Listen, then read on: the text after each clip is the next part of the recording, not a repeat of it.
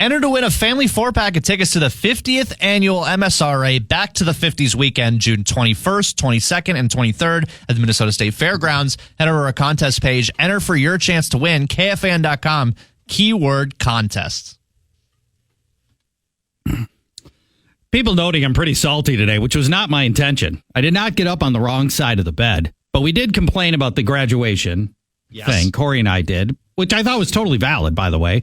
Now complaining about the speed limits in Minnesota. It's a mixed bag. There are those that support us and those that don't. We're looking through the text. There's pretty soon, and hopefully before too long, the speed limit won't even matter because we're all going to be in self-driving cars and it won't even make a difference at some point. That's the hope. I just learned about this as we've been talking about the promise of self-driving cars forever. We're finally getting to the point where it's starting to happen. This is happening in Las Vegas. There's a company called Zoox, Z-O-O-X. It's owned by Amazon, but it wasn't originally owned by Amazon, but it is now. They've got cabs, self-driving, driverless cabs in Las Vegas, working a 5-mile radius, mostly up and down the strip, which is where a lot of people want to go. You're at one end of the strip. You want to go to the other end of the strip. Walking it is really tricky. There's driverless Ubers in Phoenix as well. Well. Mm-hmm. Vegas is an ideal testing ground because it has high demand from tourists who don't have cars. I mean, normally you don't drive to Las Vegas.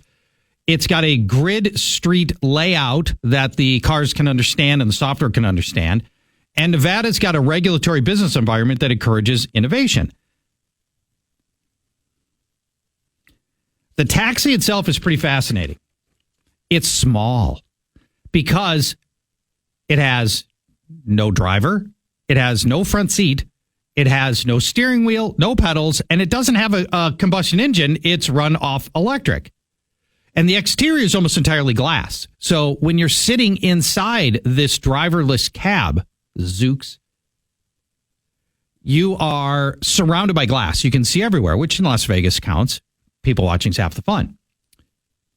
The car itself is bidirectional. It can go forward and backwards equally fast, and it has basically no reverse. It can go forward or backwards either way, and it seats 4 people. They face each other in the back seat.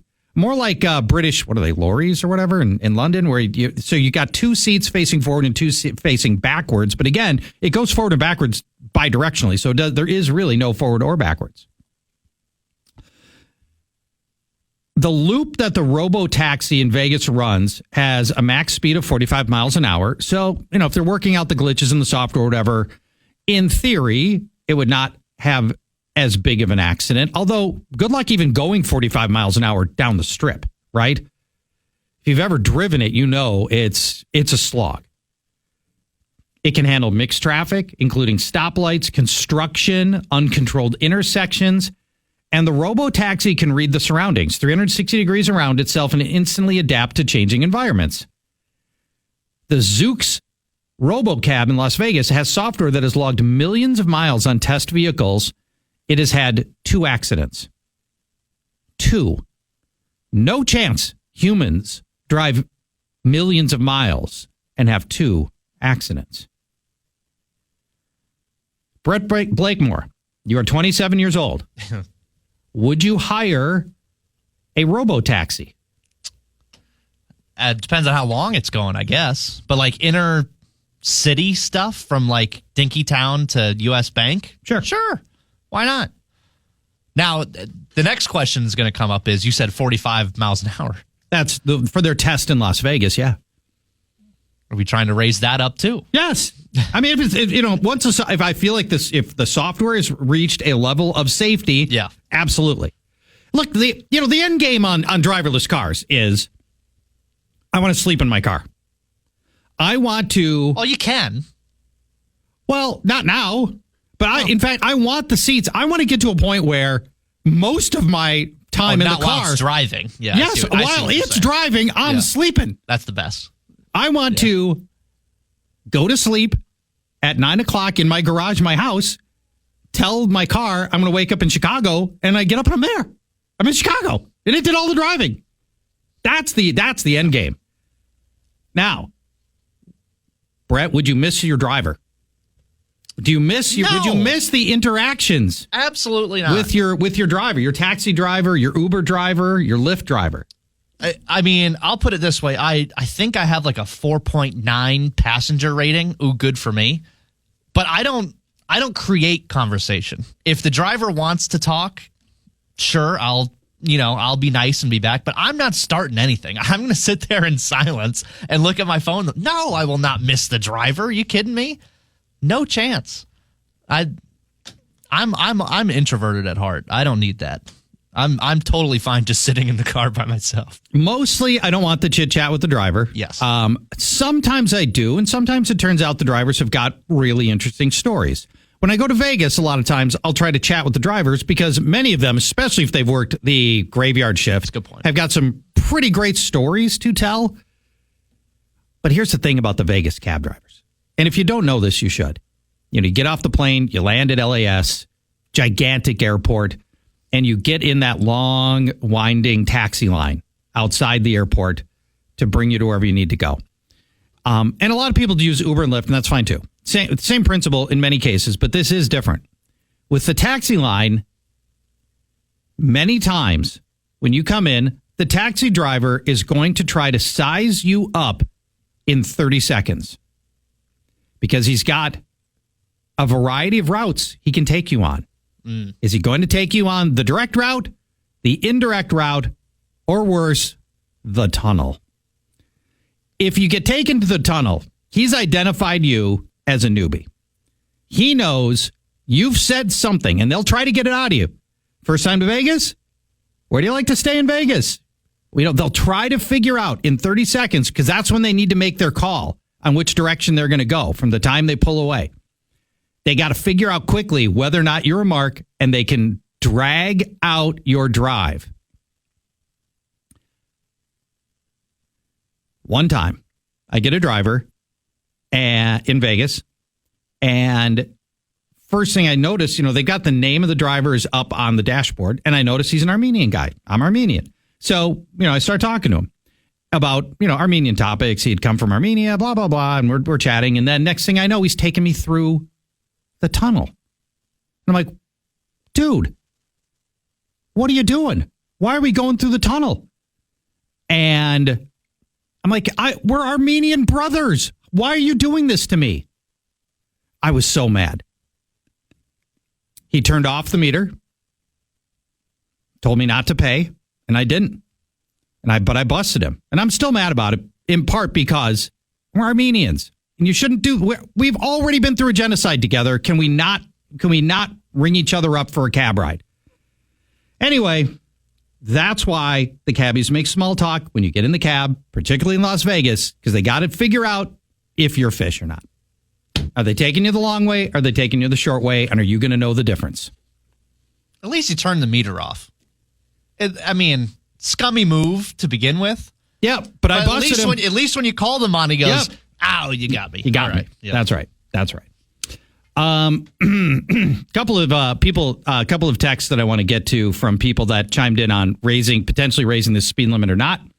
Charch, I'm from southern Minnesota, grew up right on Interstate 90 in southwest Minnesota. The speed limit could definitely go from 70 to 80 or 75.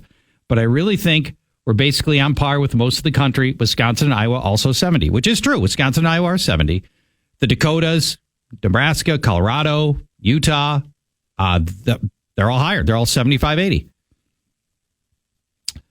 Good morning, Charch. Tim from Greater Minnesota. I drive truck for a living, and I agree on upping the limit. People that drive for a living drive in a true bubble, and we're looking forward side to side, and our mirrors look behind. Most people drive in a test tube at best. They're aware of what's directly in front of them, and I do mean directly, and they don't extend their awareness zone. Most accidents with passenger vehicles mixed with big trucks could be avoided if the average Joe was more aware. And a caller brought this up earlier, and I think there's some validity to it. Do we get distracted by our phones? Well, yes, I think we do, but I don't think it's as bad as it used to be. In the early days of cell phones, there wasn't anywhere near the awareness of the danger of using your cell phone and texting and the distracted driving. I think now most of us are very aware of it, and we've got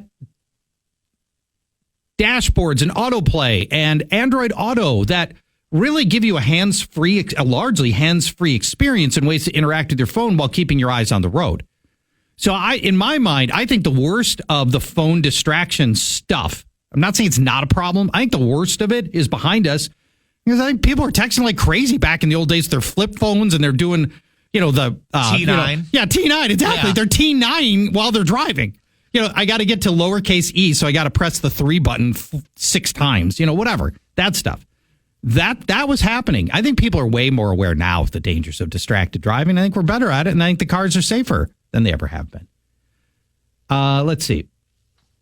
By the way, a couple of people have chimed in that you deserve more credit. At 27, some people think that you're not a total moron. Oh, that's nice. There are a bunch of great ideas coming from 27-year-olds. Don't generalize. Checks in the mail, that texter. Checks in the mail. Charch, let's be honest. The reason the state won't raise speed limits is because they want easy fine money to hit their targets. Holiday weekends up north, the tax collectors line the shoulders. I think there's some truth to that. I mean, I'll say this. I haven't had a speeding ticket since I was late high school. And it didn't happen in the city. It happened in the middle of nowhere. I almost said something else. Middle of nowhere, Iowa, where they're just waiting for you to speed down some flat road where you can see, as far as the eye can see to the horizon line. That's where they're waiting for you. So yeah, I don't hate that. This texter lived in Germany for 2 years, loved the Autobahn, had speed limits in higher traffic areas, but most of it didn't even have a speed limit. And if you were driving slow in the far left lane, they would flash high beams, tailgate, and honk at you, and eventually you'd get out of the way. Minnesota could use a little of that. I'm listening. I'm with you, Charch. I live in the Twin Cities, and I agree. People in the state are too conservative. Sports, gambling, fireworks, alcohol sales. Still can't buy a car on Sunday because of some law from the 1800s. Is that true? Yeah, it's true. But to be fair, much like the liquor stores, they didn't want it. And the dealerships don't want it either. They want a day off, which I can understand. They don't want to have to work it. And the liquor stores worked against us getting liquor sales on Sundays because they didn't want to have to work that day either. I didn't know that for a long time. No one wants to work anymore, Charch. Yes. There is that. And we wouldn't even get into the zipper merge because Brian Oak's not here. I can't get him all riled up on the zipper merge. Brett, let's take a break. I want to hit on the Mavs game from last night briefly, and then we've got some music stuff we're going to get to. It's ostensibly the Friday football feast. The football topic we're going to have in the 11 o'clock hour. Sam Darnold. He's our guy, but how much do you really know about Sam Darnold? Is he any good? Is he just a victim of circumstance throughout his career to this point? We'll do a deep dive on Sam Darnold, 11 o'clock hour. Please stay tuned. You want to hear the most ESPN thing ever? It's game one of Without looking, can I take a guess? Yes. Lakers. You got it. It's unbelievable. I mean, it's right after, you're hours after game one of the NBA Finals. They're talking about who's LeBron's best running mate of his career. An evergreen topic that would work in September, the dead of offseason of the NBA. Unbelievable. They're so Lakers obsessed on ESPN. It's ridiculous. By the way, you know what's next? Is Dak Prescott the answer for the Cowboys? It's just, you can't make it up. So the Mavs, it's just so disheartening to see how the Mavs handled the Wolves and with such ease through much of the Western Conference Finals. Looked feeble, disorganized, and utterly incompetent last night. They were down. Boston ended up setting the all-time finals record with the biggest margin in the first quarter in NBA Finals history. They had a 17-point margin at the end of the first quarter. At one point, with 4 minutes left in the second quarter, Boston was up by 29 points. 29. Now, Dallas rallied a little bit briefly in the third, and then Boston just absolutely dropped the hammer on them for the rest of the game. Porzingis was unconscious, hitting 28-foot threes and outside shooting, obviously fine. And you can't even use Boston had a little more time off, but there was so much time off. Both teams totally rested. I wish people who know hoops, X and O's better than me, because I'm not at that level. I don't break down the all 10. I would love to know what Boston did so differently to make Dallas look completely inept in this game. Minnesota never, not for a stretch of 5 minutes of basketball, looked the way Boston looked at any given time in this game. What did Boston do? They have more and better players, but what did they do differently to make Dallas look so bad? And what was ultimately the point spread, it's like 22-point loss. Remarkable that Dallas could look this bad. I had assumed that the Wolves were a worthy opponent and that Dallas was a very good team. That did not appear to be the case whatsoever. Tragically. I want to talk about my fantasy music league for a minute. And yes, there is such a thing as a fantasy music league.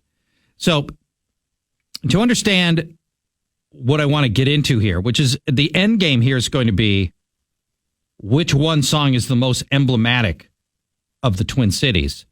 But to understand the lead up to this, you need to know my fantasy music league a little bit. Here's how it works. You invite your friends into the league. It can be whatever number of friends you want, but just understand if it gets too big, it gets a little bit cumbersome, because here's why. Every week there's a theme. It might be duets or songs about booze or the best song from a debut album or songs about numbers or songs that have a catchy earworm or songs about traveling or the first song on my 80s mixtape or great song, crappy band name, songs under 3 minutes. Every week has got a different theme. And then you, with your friends, you submit one song that you think best matches the theme.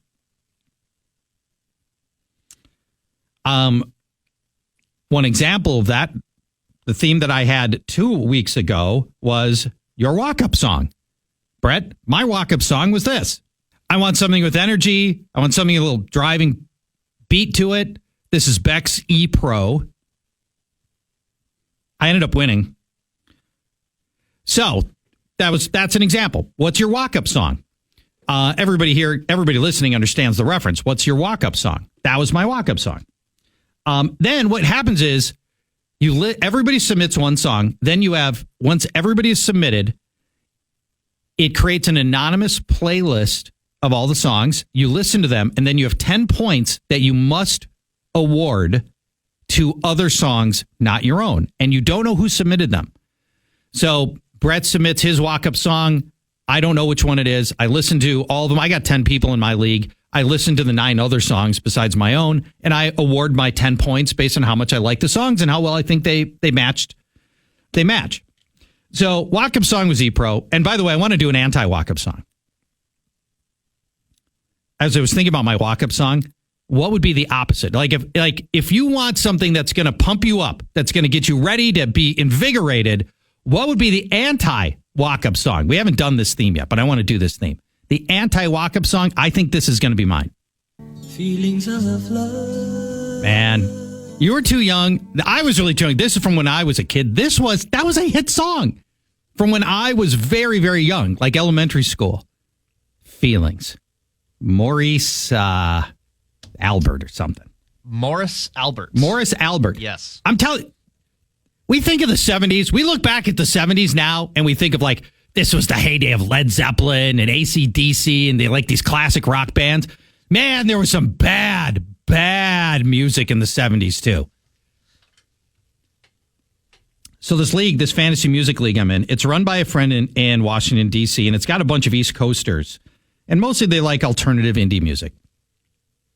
The theme for this week was songs from your hometown. And man, did that put me in a grinder, Brett. I got to pick one song to represent the Twin Cities. What would you choose?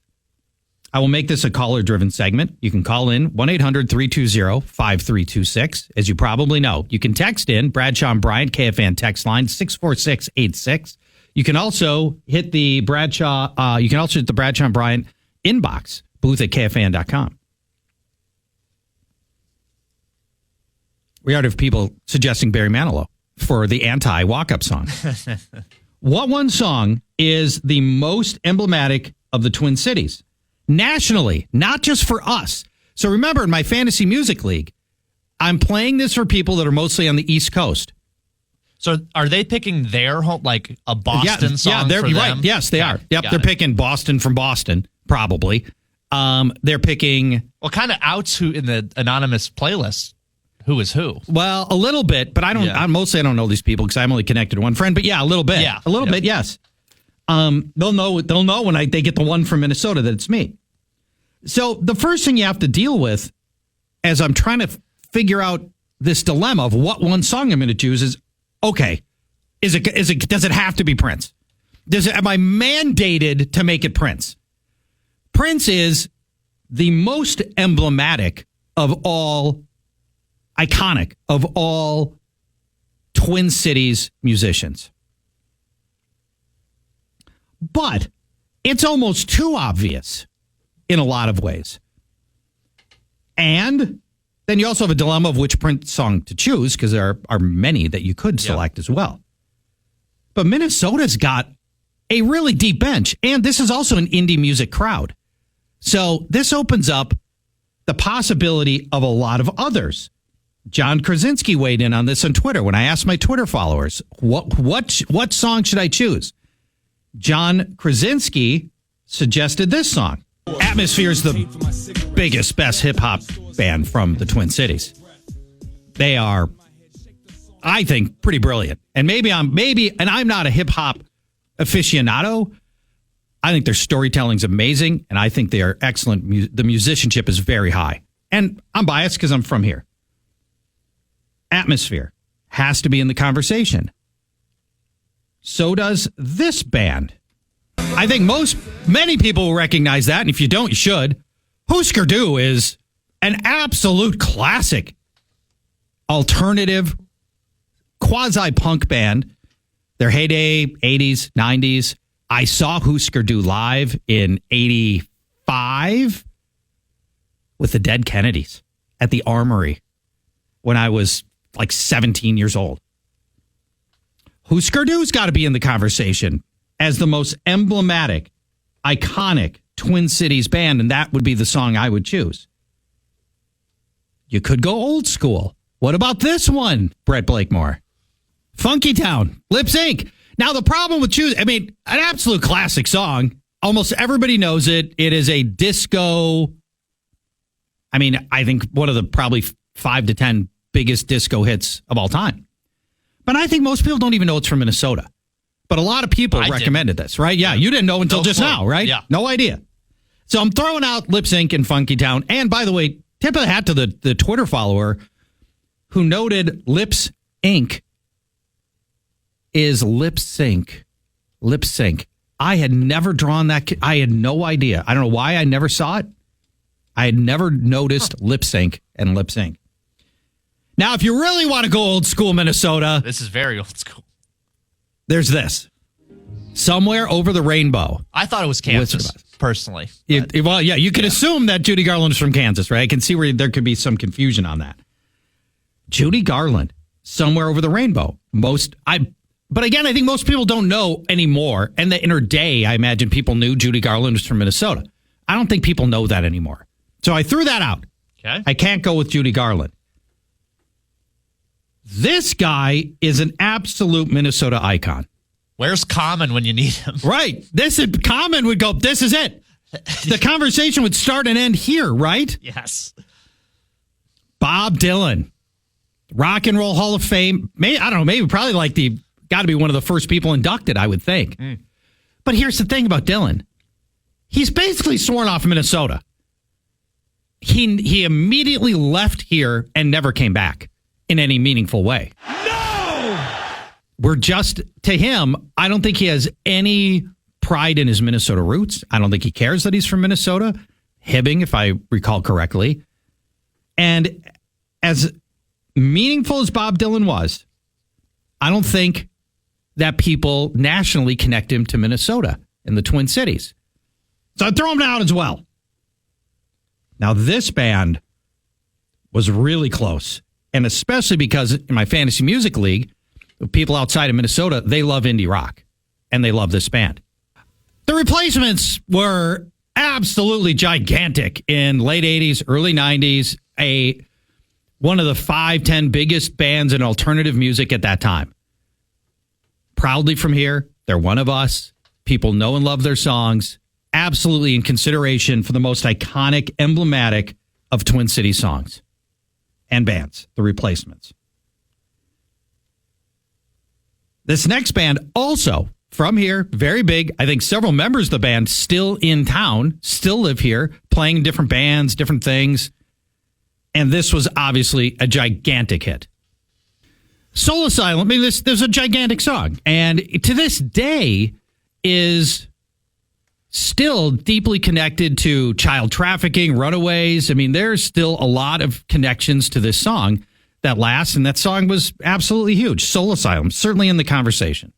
Most iconic, emblematic Twin City song of all time. This one's a little bit deeper.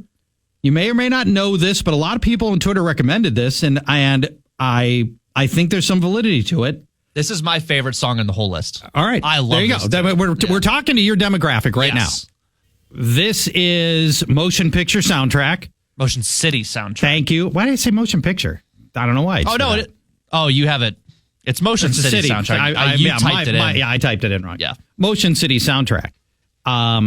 A band that was formed here in the 90s. I think the membership's changed a lot, but lead singer Justin from here has always been here, lives here now, see him around town, whatever. He's in a band with my former video games weekly co-host that makes video game related songs called the Rapture Twins. Motion City Soundtrack, very popular. That's right up my alley. Is it? Oh, I love that. I love it. Yeah. Thank you. By the way, many people are calling in. We will take calls next segment on the most iconic. I can only juggle so many plates. I know, Jeff. Brett can only do so much. So Feel free to let it ring. We will get to your calls. I have one more song that I want to play that I think has to be in the conversation for most iconic Minnesota song. This one. Everything was right for the Suburbs to go big. They had the right sound at the right time. Whatever injustice was brought upon them so that they never hit it big, I do not understand. And I have a certain amount of empathy for the people that are in the suburbs. This band should have been huge. Should have been absolutely gigantic. Never quite worked. But they remain a viable band today. They still tour now. They still are active. It sounds like something I would hear on... sound. Yeah, even though that song is 30 years old, it doesn't sound 30 years old. Well... To me. Maybe to your ears. Tip of the hat. It's just I can tell from what era it is. Well, it also helps that I have the music video here. Yeah, that does. You get to look at it. Yeah, looking at it, you know, right? Yeah. Yeah, absolutely. Tip of the hat if you went 9 for 9, by the way, on all those bands. You know your Minnesota music. If you identified all of those before I told you the band, that's the Suburbs, of course. Before we take a break and we come back to what I ultimately chose as the most emblematic song, we'll take your calls, texts, talkbacks as well. And the talkback, as you know, iHeartRadio app, the KFAN channel, hit the talkback button. Trampled by Turtles. They love this station. We love them. Their music's fantastic, but they are so Duluth. And the assignment here was from your hometown, not your home state.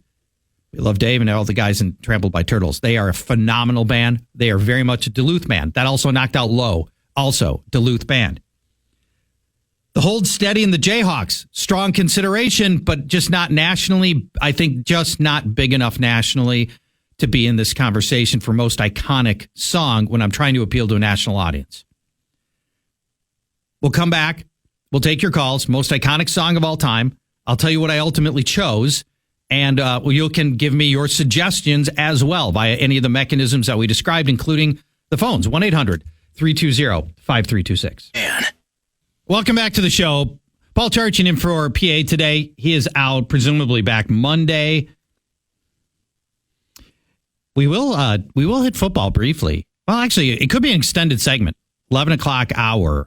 I do want to talk about Sam Darnold, our quarterback. We'll do a deep dive on Sam. Looks like he's going to be our week 1 starter, probably for quite a bit past that as well. I promise to get to your calls. If you missed the lead up to this, we're talking about the most emblematic song of the Twin Cities from a national perspective. This goes back to my Fantasy Music League. I had to give one song in my Fantasy Music League that best represents the Twin Cities. I gave you 9. I played 9 different songs that I felt all were in consideration. We hit Atmosphere, Husker Du, Dylan, Soul Asylum, Replacements, Motion City Soundtrack. And I mentioned at the outset, you have to deal with Prince. Are you going to use Prince or not? Because he's the best known. Or do you try to pivot away from Prince because it's too obvious? Do I try to appeal to the indie trappings of this particular musically? But at the end of the day, yeah, I just felt like you can't talk about Minnesota music and you can't have one song represent the Twin Cities without being the guy that posted 47 different songs on the Billboard Top 100. 19 different top 10 songs for Prince. 19. 5 of which went to number 1, including the song that I ultimately chose, this one.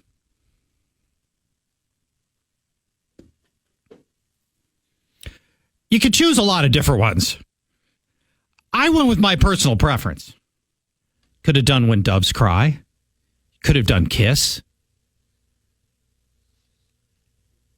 It took Raspberry Beret. It took multiple scrolls to find Let's Go Crazy throughout just the Prince songs in our system. There's so many of them. How about Purple Rain? Yeah, I've heard good things. 1999. Little Red Corvette.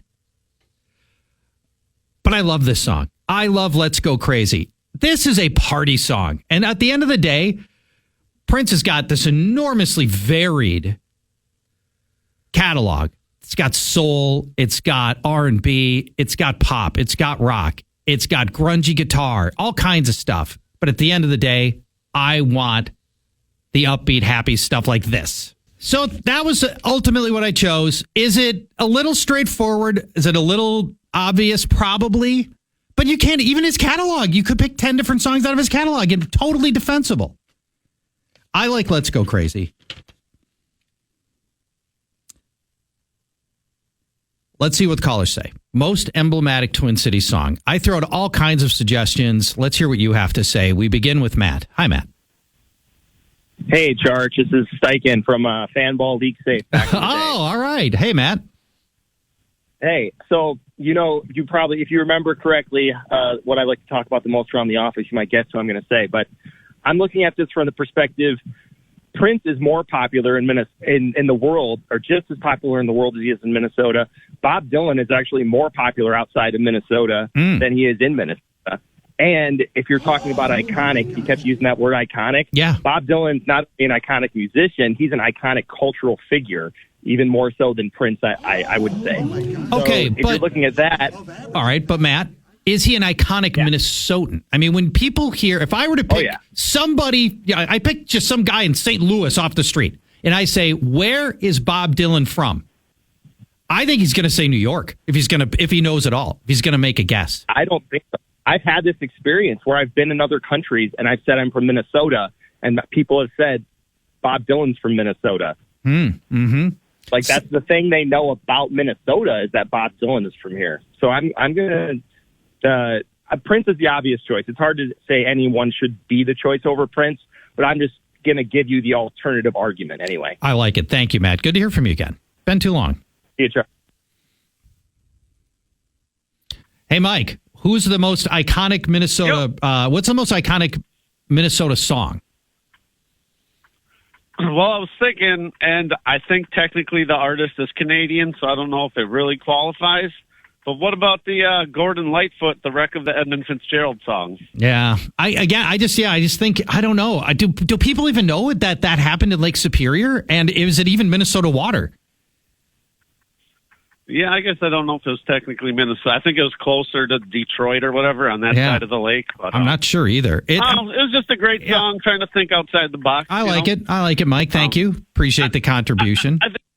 I don't, Gordon Lightfoot's not one of us, and the song is not, I think, necessarily about Minnesota. And it's a classic song. I don't know if it's a good song.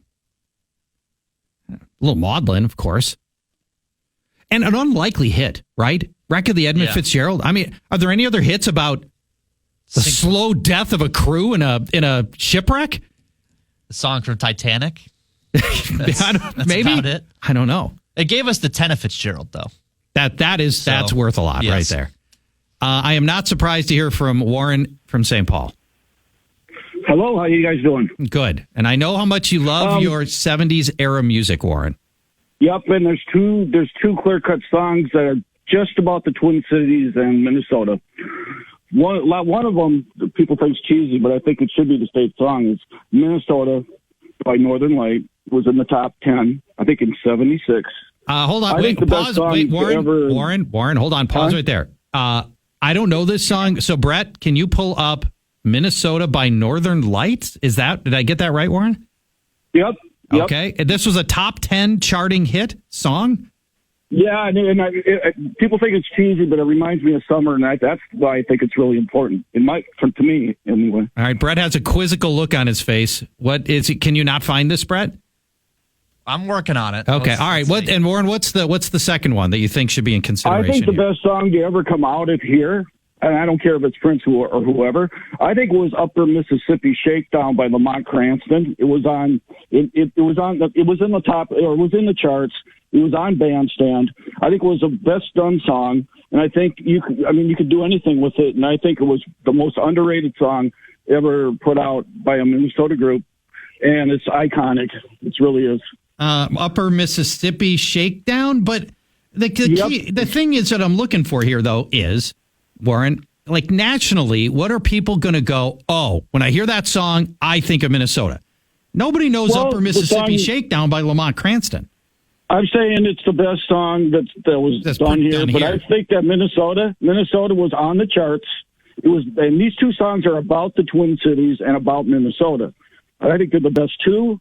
And I think the Minnesota song should have been the state song, and I think they were doing it for tourism, and it made it in the top 10. Thanks for chiming in, Warren. I'll see you at the feast in the fall. Are you ready to hear this? Yeah. And again, this is Minnesota by Northern Light. Northern Light. I mean, it's about Minnesota, but it's not iconically Minnesotan, not famous enough for that. And I can't believe that was a hit. That was a top 10 hit. I don't. I mean, the YouTube video I had to look up to find that was like of a spinning record. Yeah, I had to do some digging to find that. I think so. So I think that says it all. Emailers mentioning the Gear Daddies. That would make limited warranty. Semisonic. I did not. These are bands that I think were close, but probably not quite big enough to be in consideration right now. I don't think so. The theme from Mary Tyler Moore Show. That would have been out of the box thinking right there.